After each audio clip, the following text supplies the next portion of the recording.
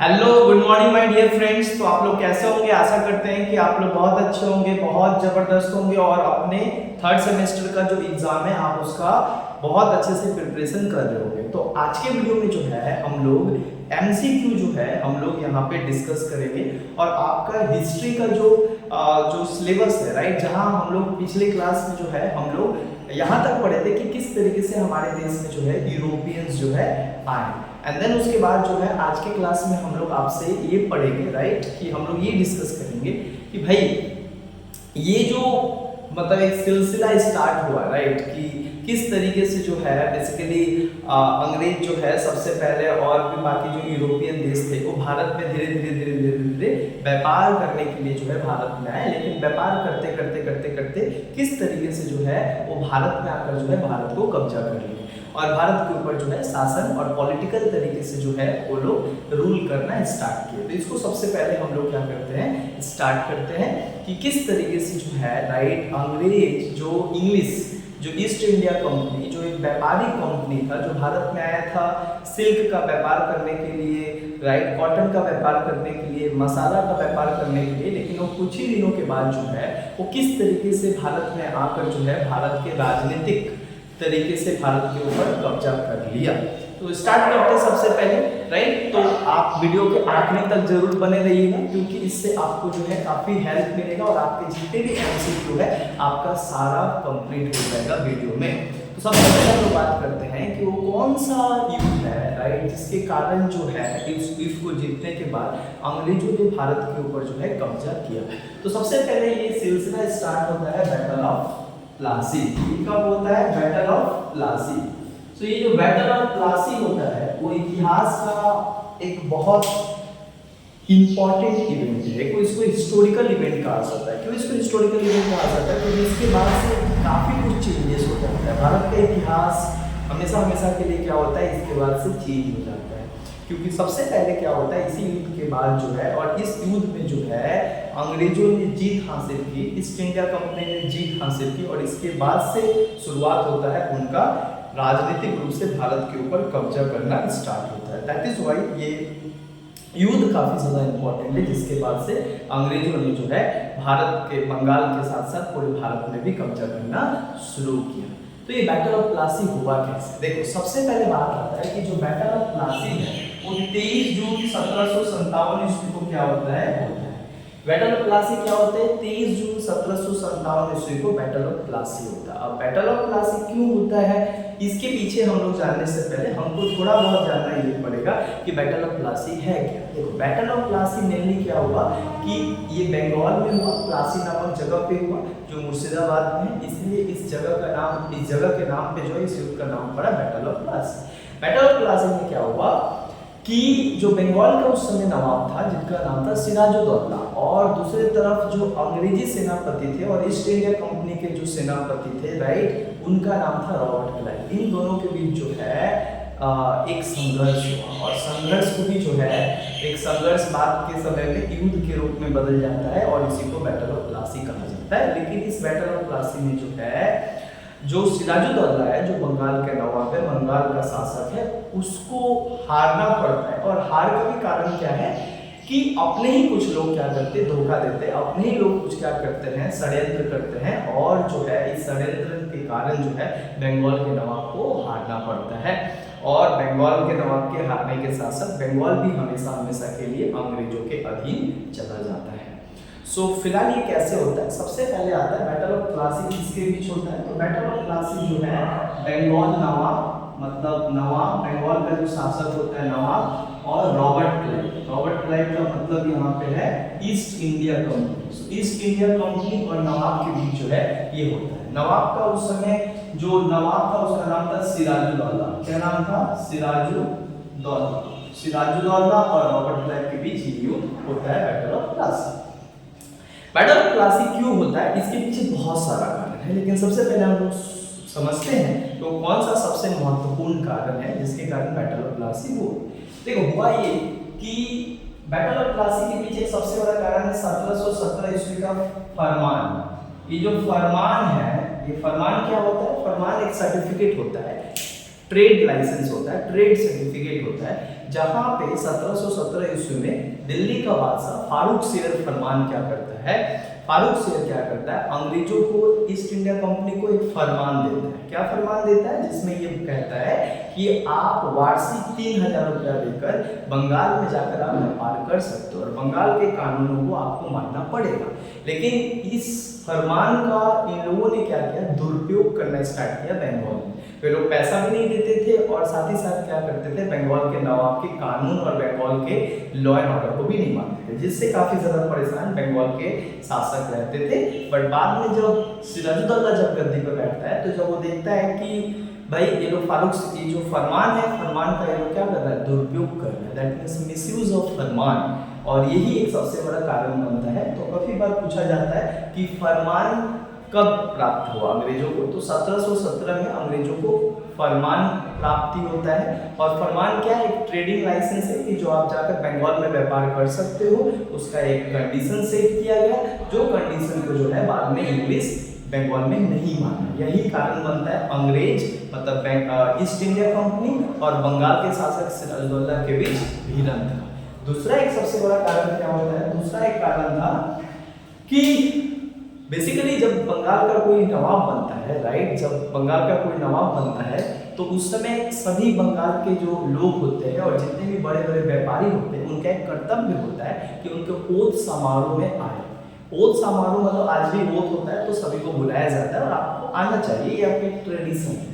तो जब बंगाल का नवाब सिराजुद्दौला बनता है तो उस टाइम पे सबको ही आते हैं, लेकिन ईस्ट इंडिया कंपनी जो बंगाल में व्यापार कर रहा था उसका कोई भी सदस्य उस समारोह में मौजूद नहीं होता है। इससे क्या होता है कि बंगाल के नवाब सिराजुद्दौला को समझ में आ गया कि ये लोग नहीं आए और नहीं कोई भेंट लिए, राइट। इससे जो है बंगाल के नवाब को जो है बहुत बड़ा नुकसान हुआ या बंगाल के नवाब को जो है काफी बुरा लगा और वही समझ गया बंगाल का नवाब कि ये लोग हमको शासक बनते हुए नहीं देख चाहता है या ये हमको देखना नहीं चाहता है। ये एक थोड़ा अनबन का क्या हुआ कारण बना। तीसरा कारण क्या हुआ, तीसरा कारण ये हुआ कि बंगाल का जो नवाब था, राइट, जब बंगाल का नवाब सिराजुद्दौला गद्दी पर बैठ जाता है तो ये देखता है कि क्या कि ये लोग इलीगल फोर्टिफिकेशन कर रहे हैं। फोर्टिफिकेशन का मतलब क्या होता है, किला बंदी करना। मतलब अपने पूरे बंगाल में फोर्ट विलियम किला बना रहा था, इधर फ्रांस चंदन नगर में किला बना रहा था। तो इन सारे यूरोपियन जो है वो अपना अपना किला बना रहे थे ताकि सैनिकों को रखा जा सके और भी जितने भी जो वेपन्स हैं उसको ठीक ठाक तरीके से रखा जा सके। तो बंगाल का नवाब सिराजुद्दौला देखता है कि भाई ये लोग व्यापार करने आए कि बम गोली रखने के लिए बड़ा बड़ा किला बना रहा है, किला का क्या जरूरत है, और ये तो इलीगल है। इन लोगों ने परमिशन नहीं लिया था किससे, बंगाल के नवाब से। तो बंगाल का नवाब ऑर्डर देता है कि जितने भी यूरोपियन जो अपना किला बना रहे हैं वो क्या करे, बंद करे और उसको डेमोलाइज करे।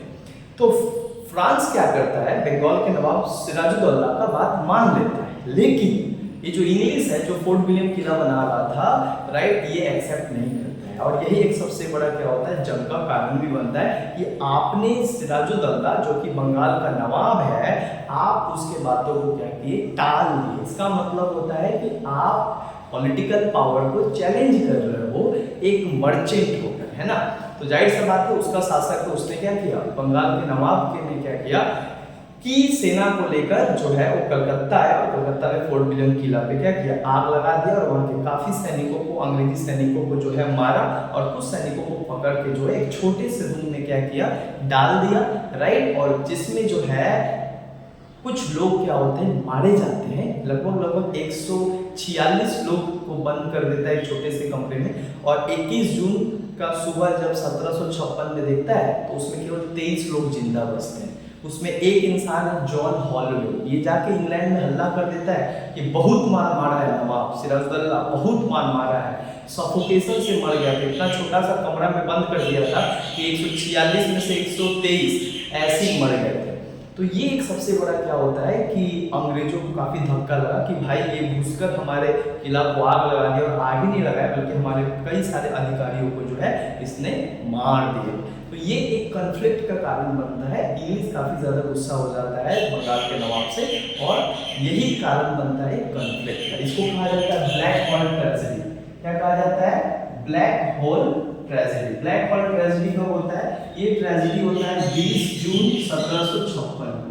ये ट्रेजेडी होता है 20 जून 1756 को। ये भी एक सबसे बड़ा कारण बनता है। बाद के समय में एक और कारण क्या बनता है कि बंगाल का नवाब जो था उसके ही कुछ मंत्रिमंडल और उसके ही कुछ शाही खानदान के लोग थे जो सिराजुद्दौला को देखना नहीं चाहते थे। उनमें से एक ढाका का दीवान का मतलब होता है टैक्स कलेक्टर, जिसको बंगाल का नवाब जो है वहां पे अपॉइंट किया था टैक्स कलेक्ट करने के लिए। लेकिन ये जो ढाका का दीवान था जिसका नाम क्या था? राजबल्लम।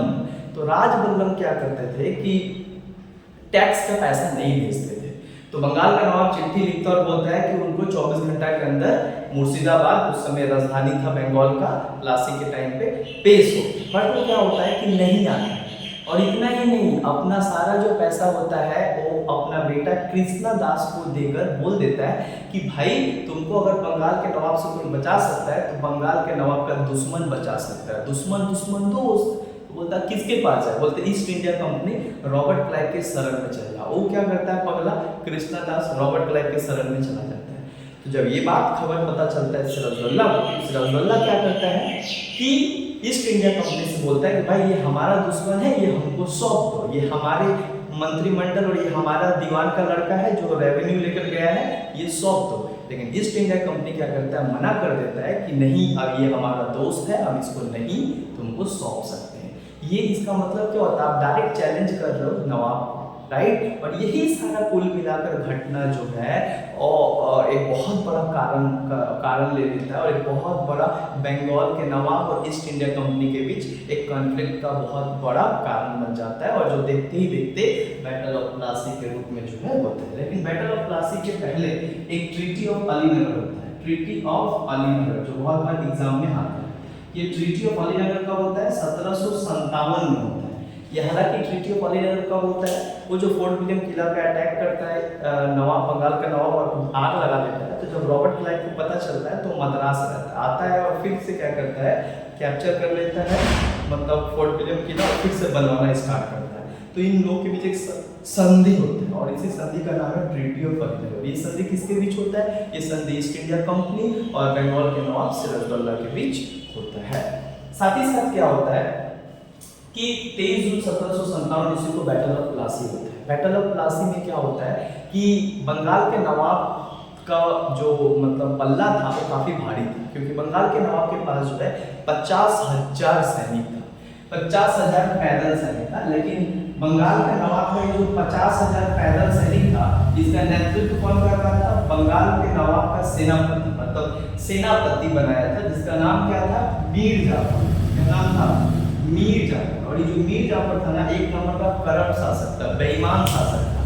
इसका मतलब होता है इतना बेईमान शासक था कि खाता था बंगाल के शासक का, खाता था सिराजुद्दौला का और बात करता था अंग्रेजों, है ना? मतलब अंग्रेजों को काफी ज्यादा क्या करता था? सपोर्ट करता था। और यही जाकर बाद में अंग्रेजों से मिल जाता। अंग्रेज देखता है कि भाई इनका पास तो 50,000 सैनिक है, हमारा पास 3-4 हजार है, मारेगा तो हड्डी भी नहीं बचेगा, है ना, बॉडी भी नहीं मिलेगा। तो बोलता है भाई कुछ ना कुछ बुद्धि लगाना पड़ेगा, डिप्लोमेसी मतलब कूटनीतिक प्रक्रिया के द्वारा युद्ध को जीतना पड़ेगा। सेना के बल पर नहीं जीत सकते, क्योंकि संख्या में ज्यादा कौन है? बंगाल के नवाब का सैनिक ज्यादा है, राइट? 50,000 पैदल सैनिक है। और अंग्रेजों का दूसरी तरफ कितना था? जो ईस्ट इंडिया कंपनी का था, इसके पास 3,000 से 5,000 सैनिक था। कहाँ 3,000, कहाँ 50,000, मारेगा तो दिक्को नहीं करेगा।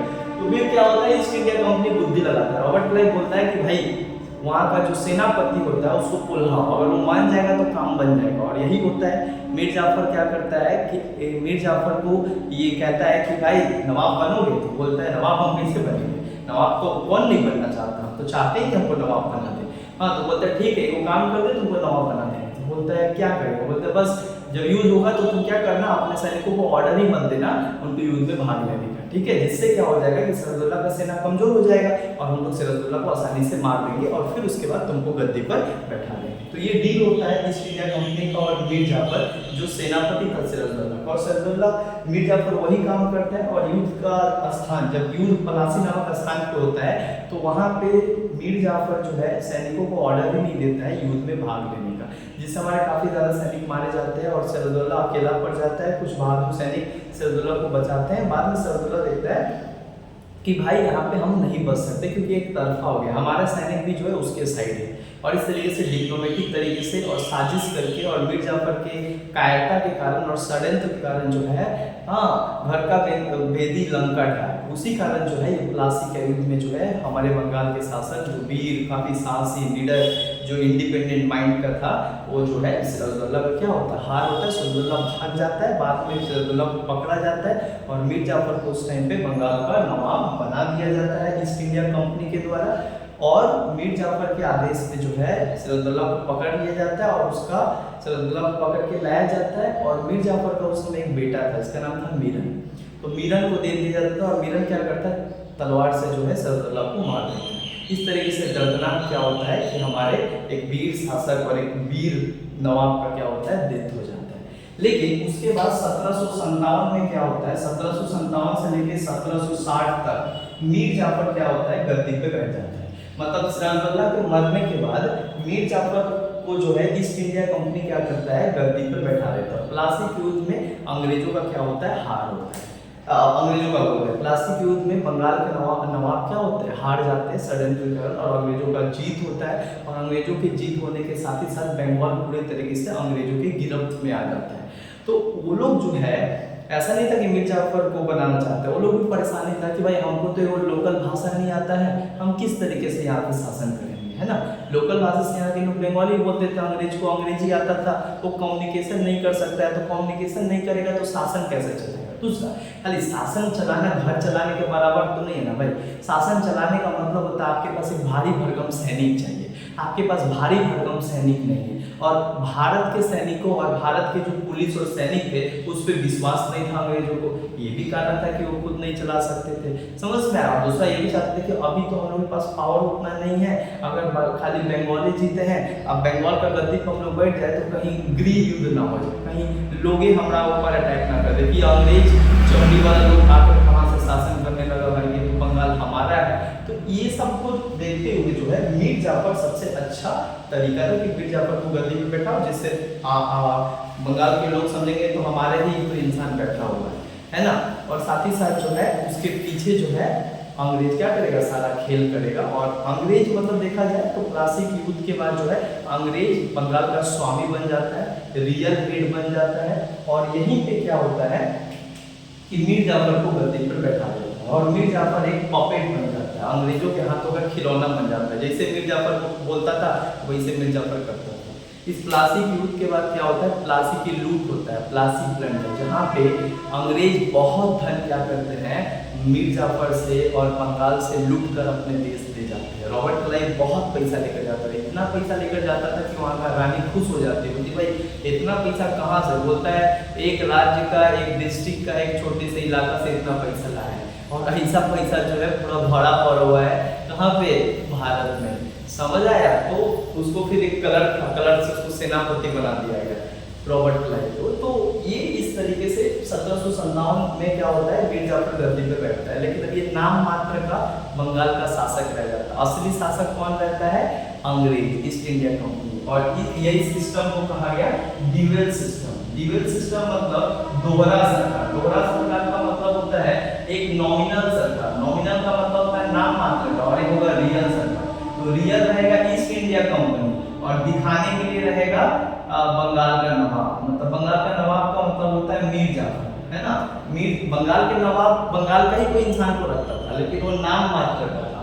और जो रियल होता था वो ईस्ट इंडिया कंपनी था, मतलब दिखेगा ये, लेकिन सारा काम किसका था, सारे को ईस्ट इंडिया कंपनी का। इसी सिस्टम को कहा गया ड्यूअल सिस्टम। इसको अपनाया कौन, रॉबर्ट क्लाइव। बहुत बार एग्जाम में पूछा जाता है कि दैद सरकार या दैद शासन व्यवस्था किसने चलाया, तो रॉबर्ट क्लाइव ने चलाया बंगाल को चलाने के लिए, राइट।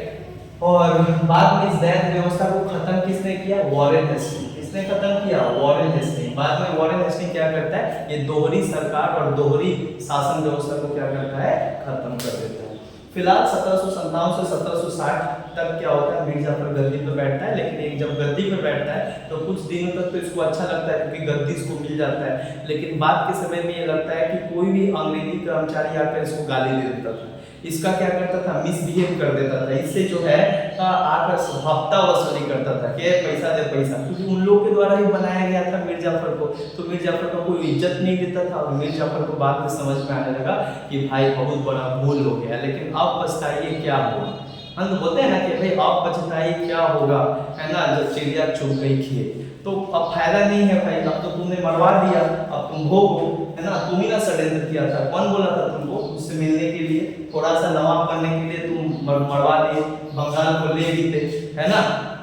और तुम्हारा भी क्या हो रहा है, वो रिस्पेक्ट कर नहीं रहा है। तो पछता कर 1757 में 1757 से लेके 1760, अच्छा इसी बीच क्या होता है 1756 में क्या होता है कि एक मतलब क्या बोलेंगे 1756 में अगर तुम देखो तो बेसिकली क्या होता है, ये नहीं 1760 में क्या होता है, ठीक 1760 में जो है पानीपत का तीसरा युद्ध होता है, तीसरा पानीपत का युद्ध जो है 1760 में होता है।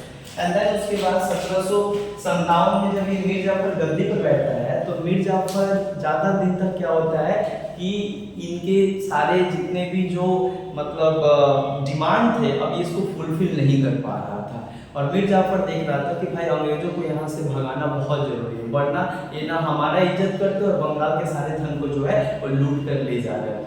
तो 1757 में क्या करता है मीर जाफर, जब परेशान हो जाता है कि फरमान का दुरुपयोग कर रहा है, बंगाल के कानून को दुरुपयोग कर रहा है, वही चला रहा है, मेरा बंगाल बन के भी कोई लाभ नहीं है, मेरा कुछ चल नहीं रहा है, तब जाकर क्या करता है वो डच का सहायता लेता है और डच को बुलाता है मीर जाफर और बोलता है कि देख भाई वो काम करेगा। बोलता है क्या, तो बोलता है कि देख अगर तू अंग्रेज को यहाँ से भगा दिया, राइट, तो मेरा साथ दे, अंग्रेज को अगर यहाँ से भगा देगा तो तुमको जो है हम यहाँ पे व्यापार करने का अधिकार देंगे और लीगल राइट देंगे। तो डच बोलता है ठीक है ठीक है ठीक है। तो इन लोग के बीच एक साइन होता है और डच क्या करता है 1759 में क्या करता है जो डच है वो बेसिकली क्या करता है बेदरा का युद्ध करता है। क्या कहा जाता है, बेदरा का युद्ध करता है। और इस बेदरा में क्या होता है 1759 में जो बेदरा होता है, बैटल ऑफ बेदरा, उसमें डच जाता है अंग्रेजों को, ईस्ट इंडिया कंपनी को जो है मतलब मारने, लेकिन ये असफल होता है डच और डच को हारना पड़ता है। और बाद में ये पता चलता है, इसीलिए इसको कहा जाता है डच और इंग्लिश वॉर, मतलब डच और अंग्रेजों के बीच जोरदार युद्ध होता है। बाद में पता चलता है अंग्रेजों को कि भाई इसके पीछे तो मास्टरमाइंड मीर जाफर है, चला तुमको गद्दी पे हम बैठाए, तुम हमारे खिलाफ क्या कर रहे हो, बगावत कर रहे हो, हमको ही मारने का साजिश कर रहे हो, कैसा शासक को बनाया बे, तुमको हटा देंगे हम। तो बाद में क्या करता है कि 1760 में क्या होता है, 1759 में बैटल ऑफ बेदरा होता है और 1760 में उसको गद्दी से क्या होता है मतलब भगा देता है। बोलता है कि भाई तुम्हारे जैसे शासक को, अंग्रेज क्या करता है मीर जाफर को इस षड्यंत्र के कारण इसको क्या करता है गद्दी से हटा देता है। फिर वो सोचता है भाई अब किसको गद्दी पे बैठा है, तो अब क्या करता है उसी के खानदान में से मीर जाफर का एक दामाद था, जिस दामाद का नाम था मीर कासिम, उसको 1760 से लेके अब वो 1764 तक क्या होता है गद्दी पे बैठता है। 1760 से लेके 1764 पे गद्दी पे कौन बैठता है, सन इन लॉ इसी का, मीर जाफर का सन इन लॉ, जिसका नाम था मीर कासिम। क्या नाम था, मीर कासिम। मीर कासिम क्या होता है गद्दी पर बैठता है। लेकिन ठीक मीर कासिम जिस टाइम गद्दी पे बैठता है 1760 में, 1760 में एक और युद्ध होता है वांडीवास का युद्ध। क्या कहा जाता है, वांडीवास का युद्ध। ये किसके बीच होता है 1760 में वांडीवास का युद्ध, ये होता है फ्रांस और होता है इंग्लिश, इसको कहते हैं एंग्लो फ्रेंच वॉर, 1760 में होता है।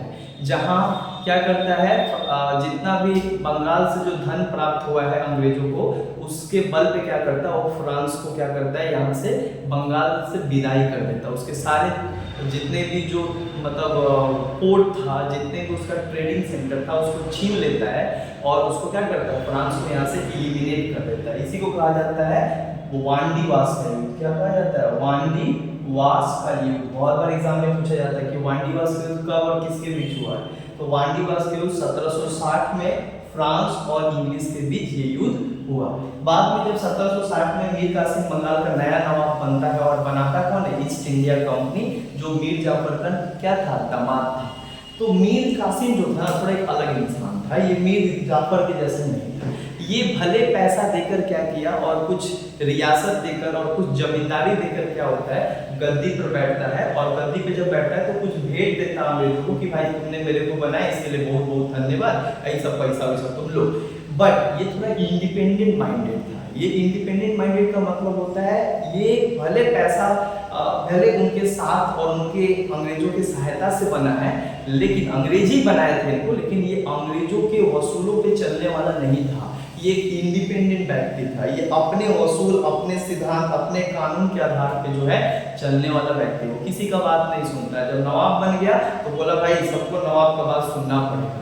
तो यहीं से क्या होता है कि अंग्रेज बोलते हैं साला गलती की मीर कासिम को बिठा के, इतना ना ये टेढ़ा इंसान है और इतना ना अपना बात करता है कि हमारे बात को सुन ही नहीं रहा है, हमें बना है हमारे बात नहीं सुन रहा है। बाद में नवाब बन गए और लोगों का सपोर्ट था कि भाई हाँ मीर कासिम अच्छा शासक है।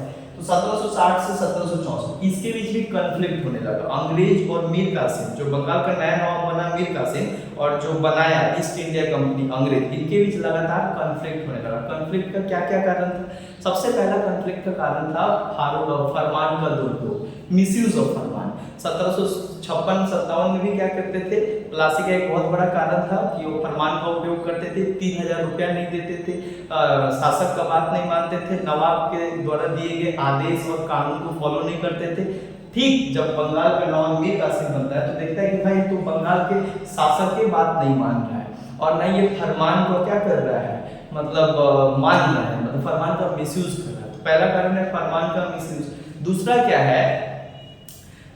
है कि उस समय ये लोग क्या कर रहे थे, जो अंग्रेज थे वो बहुत बड़े पैमाने पे क्या कर रहे थे, भारत से पैसा और धन को लूट रहे थे।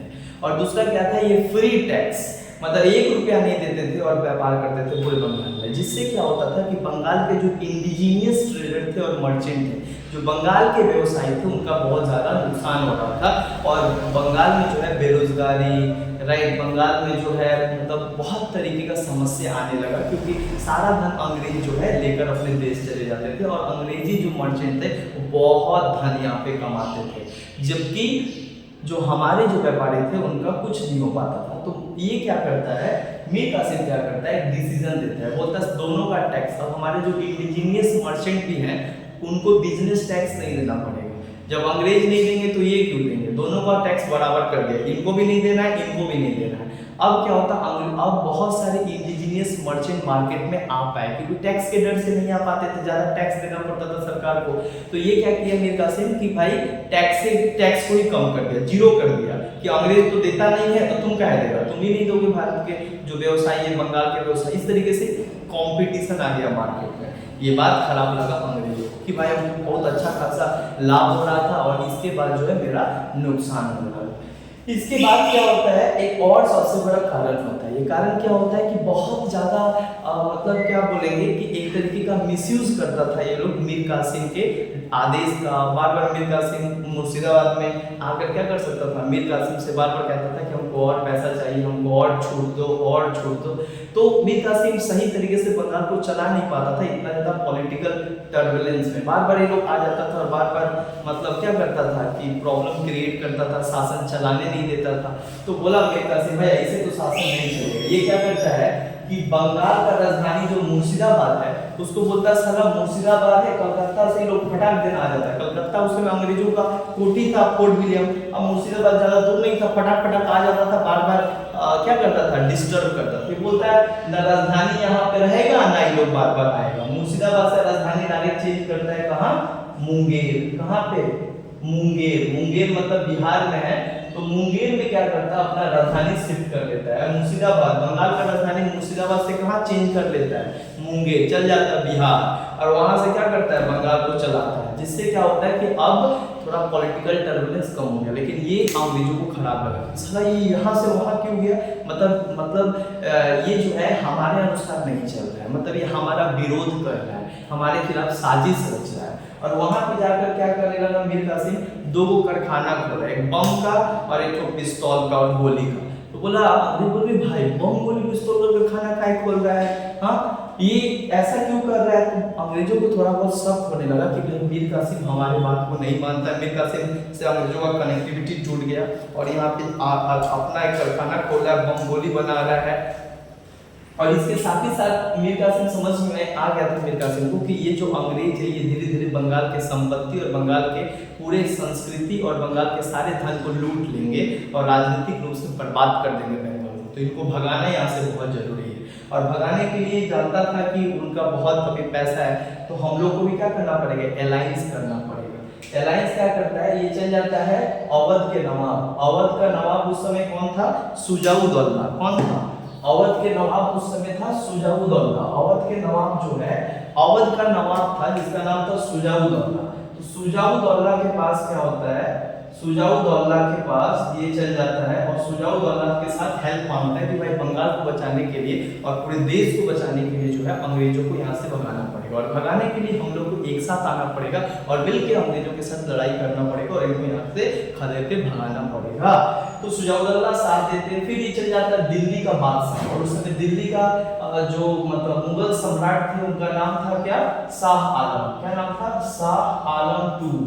शाह आलम II दिल्ली का उस समय क्या थे, बादशाह थे। इससे भी हेल्प लेता है कि भाई ये अंग्रेज केवल माथा खाकर बंगाल के लिए नहीं है, बंगाल को तो बर्बाद करेंगे, साथ ही साथ जो है पूरे भारत को भी बर्बाद कर देंगे, क्योंकि इनका जो पॉलिटिकल एम्बिशन है बहुत गंदा है। ये लोग भारत को लूटने के लिए आए हैं, ये लोग भारत को लूटेंगे और पूरे तरीके से बर्बाद कर देंगे भारत को। तो भारत को बचाना हम लोग के लिए बहुत इंपॉर्टेंट है और हमारे लिए काफी इंपॉर्टेंट है। तो हम लोग को एक आना बहुत जरूरी है। ये लोग एक आकर क्या करता है, ट्रिपल अलायंस कर देता है। और उसके बाद जो है ये बात जब ईस्ट इंडिया कंपनी को पता चलता है तो ईस्ट इंडिया कंपनी समझ जाता है कि हमारे खिलाफ षड्यंत्र रच रहा है। और उसी टाइम पे क्या होता है कि अंग्रेज मतलब मीर कासिम क्या करता है, अपने सैनिक को आधुनिक रूप से ट्रेन करने के लिए फ्रांस का भी हेल्प लेता है। फ्रांस तो दुश्मन है अंग्रेजों का, फ्रांस को तो बहुत बार मारा था अंग्रेज प्लासी युद्ध के बाद। तो ये क्या करता है, मीर कासिम सहायता लेता है किसका, अंग्रेजों का। और फ्रांस को कहता है भाई हमारे सैनिक को तुम थोड़ा न्यू वॉरफेयर और आधुनिक तरीके से जो है ट्रेन करो। मार्कर और समरू दो सेनापति अपॉइंट करता है, जो क्या करता है कि मीर कासिम के सेना मतलब बंगाल का सेना को क्या करता है, ट्रेन करता है आधुनिक तरीके से। और उसके बाद फाइनली 1764 में क्या होता है, बक्सर नामक स्थान पे ईस्ट इंडिया कंपनी और बंगाल का नवाब, अवध का नवाब और मुगल बादशाह शाह आलम II और फ्रांस चारों मिलकर ईस्ट इंडिया कंपनी के खिलाफ लड़ाई करते हैं। लेकिन इस युद्ध में भी जो है अनफॉर्चुनेटली बंगाल के नवाब और चारों अलायंस को क्या करना पड़ता है, हार का सामना करना पड़ता है। और ईस्ट इंडिया कंपनी का जो हेक्टर मुनरो है, राइट, वो अपने कूटनीतिक बल पे, अपने कूटनीतिक ज्ञान के बल पे जो है ये बहुत चालाकी से क्या करता है, बक्सर का युद्ध भी जो है वो छीन लेता है भारतों से। और बक्सर का युद्ध भी जो है जो 1764 में बक्सर नामक स्थान पे होता है, इसीलिए युद्ध का नाम पड़ता है बैटल ऑफ बक्सर। और इस युद्ध में भी कौन जीतता है, अंग्रेज जीतता है। और इस तरीके से अब जो है उनका केवल भारत के ऊपर अधिकार नहीं होता है, बल्कि अब पूरे भारत के ऊपर, मतलब बैटल ऑफ प्लासी के बाद बंगाल के ऊपर अधिकार हो गया। लेकिन बैटल ऑफ बक्सर के बाद इसमें 4 लोग मिले थे, दिल्ली का भी बादशाह मिला हुआ था, उसका भी हार हुआ। मतलब पूरा भारत को देखा जाए तो किसके नियंत्रण में आ गया, अब अंग्रेजों का सीधा नियंत्रण में आ गया। ये बहुत ऐतिहासिक घटना था, ऐतिहासिक युद्ध था, जहां पे बैटल ऑफ बक्सर हम लोग हार गए। और उसके हारने के बाद ही उसको पूरा रास्ता खुल गया पूरे भारत के ऊपर कब्जा करने का। तो उसके बाद क्या हुआ बैटल ऑफ बक्सर के बाद, राइट, तो बैटल ऑफ बक्सर के बाद सबसे बड़ा दिक्कत क्या हुआ कि बैटल ऑफ बक्सर में जब अंग्रेजों ने जीता तो अंग्रेजों ने इसका भरपूर फायदा उठाया, क्योंकि अब वो केवल बैटल ऑफ प्लासी नहीं जीते थे, बल्कि अब वो बैटल ऑफ बक्सर जीते थे। बैटल ऑफ बक्सर के बाद क्या किए, सबसे पहले इन लोगों ने 1765 में, राइट, दिल्ली का बादशाह, दिल्ली का जो मुगल बादशाह था शाह आलम II को बुलाया और उससे क्या करता है, एक संधि करता है और राइट टू दीवानी ले लेता है। क्या देता है, राइट टू दीवानी। अंग्रेजों को बक्सर के युद्ध के बाद क्या मिलता है, राइट टू दीवानी मिलता है। राइट टू दीवानी का मतलब होता है कि अब वो बंगाल, बिहार और उड़ीसा का जो रेवेन्यू है वही उसका मालिक रहेगा और वही उनको कलेक्ट करने का अधिकार मिलेगा। मतलब right to collection of revenue का अधिकार उनको 1765 में दिल्ली का बादशाह शाह आलम II से क्या होता है, उन लोगों ने साइन करवा लिया और उनसे ले लिया। या बंगाल, बिहार, उड़ीसा का जो राजस्व स्वामी है अब वो होंगे अंग्रेज। तो बहुत बार एग्जाम में आता है राइट टू दीवानी कब मिलता है, 1765। कौन देता है, तो दिल्ली का बादशाह शाह आलम II, शाह आलम II। फिर सुजाउदौला 1765 में और संधि करते हैं, ट्रीटी ट्रीटी ऑफ इलाहाबाद। क्या करता है लोग? Treaty of Allahabad. ये 1765 में किससे करता? अवध का नवाब सुजाउद्दौला, नाम क्या था? सुजाउद्दौला। सुजाउद्दौला के साथ करता है, क्या करता है? Treaty of Allahabad. और इसमें बोलता है कि भाई तुम कड़ा मेरे को दे दो, जो अल्लाह मतलब सुजाउद्दौला के नियंत्रण में एक छोटा सा जगह था जिसका नाम था कड़ा, और बोला कि भाई 26 लाख रुपया तुमको क्या करना पड़ेगा? नुकसान देना पड़ेगा। तो लोग एक साथ मिलकर जो लड़े, हमारा इतना सैनिक मरा, इसका नुकसान का भरपाई कौन करेगा? तुम ही भरपाई करोगे, 26 लाख रुपया चुकाओ। तो ये क्या करता है? ट्रीटी ऑफ इलाहाबाद करता है। इसके बाद क्या होता है कि 1765 में फिर से मीर जाफर को क्या होता है, कोई ऑप्शन नहीं बचता है, तो फिर से बंगाल का नवाब टेम्पररी मीर जाफर को क्या करता है? बना देता है। एंड देन उसके बाद से बैटल ऑफ बक्सर के बाद से पूरे भारत के ऊपर किसका कब्जा हो जाता है? अंग्रेजों का पूरा कब्जा यहाँ से स्टार्ट होता है। और इसके बाद ये लोग भारत को इतने बड़ा भारत को चलाने के लिए इनके पास इतना सैनिक नहीं था, इतना सारा रिसोर्सेस नहीं था। तो इन लोगों ने क्या किया? भारत के ही सैनिक, भारत के ही शासकों का क्या किया? उपयोग किया भारत पे शासन चलाने के लिए। न ये शाह आलम II को क्या किया? मारा। न ट्रीटी ऑफ सुजाउद्दौला को भी नहीं मारा, बस सुजाउद्दौला को कहा कि अब ये अवध जो है वो हमारे नियंत्रण में होगा, तुम यहाँ के शासक तो होगे लेकिन हमारे मिलिट्री यहाँ पे रहेंगे और तुमको उसका रक्षा करना पड़ेगा, तुमको हम पैसा देंगे, है ना। अब ये लोग पैसा देने लगे और अंग्रेजों के पैसा पे ये काम करने लगे, ये नौकर बन के, कर्मचारी बन के ये लोग काम करते थे। अब इनका खुद का जो सोवरेनिटी और जो स्वतंत्रता था वो बिल्कुल ही खत्म हो गया इस युद्ध के बाद। इसके बाद क्या होता है कि 1770 में क्या होता है कि बंगाल में अकाल आता है, एक भारी अकाल आता है। अकाल क्यों आता है? क्योंकि 1765 से लेकर 1770 5 साल के अंदर इतना अंग्रेजों ने लूट मचाया, बंगाल से, बिहार से रेवेन्यू टैक्स अधिकार मिल गया था और इसका बहुत जबरदस्त फायदा उठाया। मतलब क्या बोलेंगे, बंगाल बिहार को लूट के पूरे तरीके से खत्म कर दिया, सारा पैसा ले जाकर अपना इंग्लैंड में लेकर इंग्लैंड को विकसित बनाने लगा। तो जिसके कारण क्या होता है, बाद में 1770 में क्या होता है, बंगाल में एक भारी अकाल आता है। और ये अकाल क्या है? ये मैनमेड अकाल है। इन लोगों ने क्या किया कि सारा धन, सारा इतना ना टैक्स वसूल किया कि किसानों के पास पैसा नहीं बचा, क्लाइमेट थोड़ा दिक्कत हो गया, पैसा नहीं था, टैक्स इतना हैवी हो गया था कि किसान अब खेती नहीं कर पा रहे थे, और खेती नहीं कर पाए जिसके कारण क्या होता है कि एक भारी अकाल आता है और इसमें कितने सारे लोग जो है मारे जाते हैं। एंड देन उसके बाद क्या होता है, 1772 में जो है ईस्ट इंडिया कंपनी क्या करता है, एक एक्ट लाता है, कानून बनाता है और जानता है कि इतने बड़े देश को हम लोग, मिलिट्री हमारे पास है नहीं कि सेना के दम पे हम देश चला पाए, तो हमको कानून के आधार पे जो है देश को चलाना पड़ेगा। तब इन लोगों ने कुछ कानून बनाना स्टार्ट किया ताकि पूरे एरिया को जो है भारत को राजनीतिक रूप से चला सके। तो अब जो पहले ईस्ट इंडिया कंपनी एक मर्चेंट था, वो मर्चेंट से बन गया था एडमिनिस्ट्रेटर। पहले जो इन लोग केवल इकोनॉमिक प्रॉफिट के लिए आए थे, अब वो लोग बन गए थे पॉलिटिकल पावरफुल, और पॉलिटिकल पावर जो है भारत में प्राप्त कर चुके थे और राजनीतिक रूप से भारत को चलाने स्टार्ट कर दिए थे। तो 1772 में सबसे पहले आता है मतलब बंगाल का गवर्नर बनता है जिसका नाम है वॉरेन हेस्टिंग। ये बंगाल का सबसे पहला गवर्नर है। बहुत बार क्वेश्चन आता है कि बंगाल का सबसे पहला गवर्नर क्या है, तो बंगाल का सबसे पहला गवर्नर है वॉरेन हेस्टिंग। कौन है? Warren Hastings. ये बंगाल का गवर्नर पहला बनता है। इसके बाद क्या होता है, 1773 में रेगुलेटिंग एक्ट आता है, एक एक्ट आता है। ये एक्ट क्या कहता है? Regulating act of 1773। ये एक्ट क्या करता है, इस एक्ट आने के कारण ये बोलता है बंगाल को जो है एक बहुत शक्तिशाली बना देता है। बंगाल का जो हेड है वो वॉरेन हेस्टिंग को बना देता है, नवाब के पोस्ट को खत्म कर देता है, डायरेक्ट कंट्रोल हो जाता है किसका? ईस्ट इंडिया कंपनी का डायरेक्ट कंट्रोल बंगाल के ऊपर हो जाता है, राइट। इस एक्ट के तहत जहां पे वॉरेन हेस्टिंग क्या करता है, सबसे पहले डीवल सिस्टम को खत्म कर देता है और डायरेक्ट कंट्रोल हो जाता है अंग्रेजों का, मतलब बंगाल के ऊपर। और इस तरीके से अदर पार्ट पे भी हो जाता है। 1773 में रेगुलेटिंग एक्ट आता है और उस एक्ट में क्या होता है, ये लोग सुप्रीम कोर्ट बनाता है। कलकत्ता में सबसे पहला सुप्रीम कोर्ट बनाता है, राइट। इस एक्ट के तहत जो कब बनता है 1774 में, इसका पहला सीजीआई अपॉइंट किया जाता है सर एलिजा हिंडे, the first CJI of Supreme Court, right. तो इस तरीके से जो है यहाँ पे चलाना वगैरह स्टार्ट करते हैं।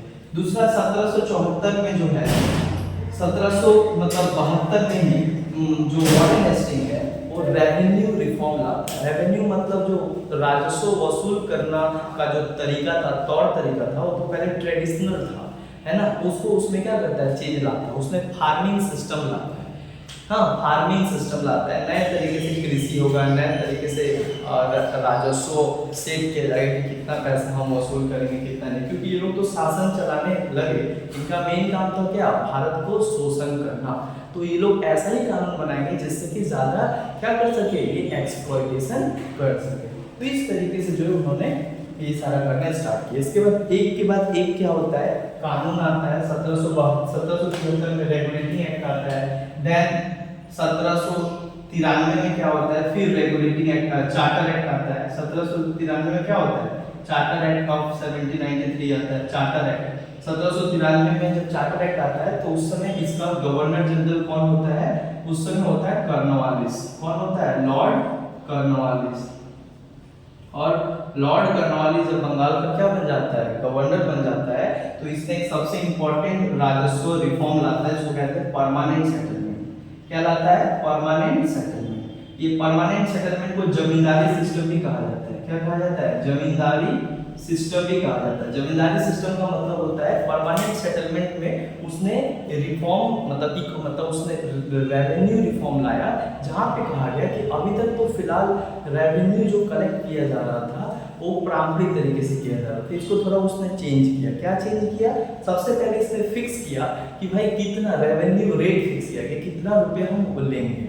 मतलब पहले फिक्स नहीं होता था कितना रेवेन्यू लेना है ना, बट इसने इस परमानेंट सेटलमेंट में फिक्स कर दिया, इसीलिए इसको परमानेंट सेटलमेंट कहा जाता है। इसमें टैक्स फिक्स हो गया, रेवेन्यू फिक्स हो गया कि इतना ही पैसा हम लोग वसूल करेंगे, किसानों को इतना ही पैसा देना पड़ेगा। दूसरा परमानेंट सेटलमेंट क्या था, ये बंगाल में लागू किया गया था, याद रखना। परमानेंट सेटलमेंट बंगाल में लागू किया गया था और ये लॉर्ड कॉर्नवालिस लागू किया था। और ये क्या था, जहाँ पे जमींदारों को जो है टैक्स वसूल करने का अधिकार दिया गया, रेवेन्यू कलेक्शन का अधिकार जमींदारों को दिया गया कि zamindar they are the owners of land और उनका काम है किसानों से क्या करना, वसूली करना और फिर जाकर जो है सरकार को पहुंचाना। मतलब कि मीडिएटर के रूप में जो है यहाँ पे जमींदार को रखा गया था, जो किसानों से टैक्स कलेक्ट करेंगे और अंग्रेजों तक पहुंचाएंगे। यहाँ पे बोला गया कि भाई 9 साल 11 महीना 31वां दिन और सूर्यास्त होने से पहले, मतलब सूर्य ढलने से पहले जमींदार को सारा टैक्स वसूल करके कहाँ देना पड़ेगा, मतलब ईस्ट इंडिया कंपनी को देना पड़ेगा। अगर कोई जमींदार क्या होता है कि उस सूर्यास्त के बाद आता है देने, तो सूर्यास्त कानून के अनुसार जो है उनका जमींदारी छीन लिया जाएगा, मतलब रेवेन्यू कलेक्शन का अधिकार छीन लिया जाएगा। ये सनसेट लॉ भी लाया। 3 तरीके का जो है लैंड रेवेन्यू सिस्टम था। परमानेंट सेटलमेंट समझ में आया कि बंगाल में लागू हुआ। उसके बाद एक और सेटलमेंट था जिसका नाम था रैयतवाड़ी। क्या नाम है, रैयतवाड़ी सेटलमेंट। ये रैयतवाड़ी सेटलमेंट क्या था, ये बेसिकली मद्रास में लागू हुआ। कहाँ हुआ, मद्रास, बम्बई में क्या होता है, मतलब साउथ दक्षिण पश्चिम भारत में क्या होता है कि रैयतवाड़ी सेटलमेंट, मतलब रैयतवाड़ी एक नया सिस्टम था। रैयतवाड़ी में क्या होता था, ये बड़ा अलग था, परमानेंट सेटलमेंट से अलग राजस्व व्यवस्था था। इसमें क्या होता था कि किसान को ही अधिकार दे दिया गया, किसान को ही अधिकार दिया गया कि भाई आप अपना टैक्स कलेक्ट करोगे, राइट, और सब आकर क्या करोगे, डायरेक्ट सरकार को देंगे। मतलब यहाँ पे जमींदार नहीं होते थे, राइट, किसान को ही डायरेक्ट दिया गया अधिकार कि आप लैंड पे खेती करोगे, ये आपका लैंड नहीं होगा, ये अंग्रेजों का लैंड होगा, आप खेती करोगे और जितना जो हिस्सा फिक्स किया गया है वो फिक्स, बट इसमें फिक्स नहीं होता था कितना पैसा देना है ना। तो जितना आपका खेती हुआ उसका इतना भाग जो है आपको जाकर डायरेक्ट अंग्रेजों को दे देना पड़ेगा। परमानेंट सेटलमेंट के तहत इसमें कोई जमींदार नहीं होता था किसानों से टैक्स कलेक्ट करने का। इसमें डायरेक्ट किसानी खुद क्या करते थे, अपना टैक्स जो है, अपना जो रेवेन्यू है वो डायरेक्ट इसको देते थे सरकार को, मतलब वो डायरेक्ट सरकार से जुड़े थे, कोई मीडिएटर नहीं था, जिससे इसमें कोई ज्यादा एक्सप्लोरेशन नहीं होता था। जितना किसानों को लगता था वो जाकर दे देते थे अंग्रेजों को और अंग्रेजी सरकार को। तो ये मद्रास और बॉम्बे में चलाया गया रैयतवाड़ी। रैयत मतलब फार्मर्स।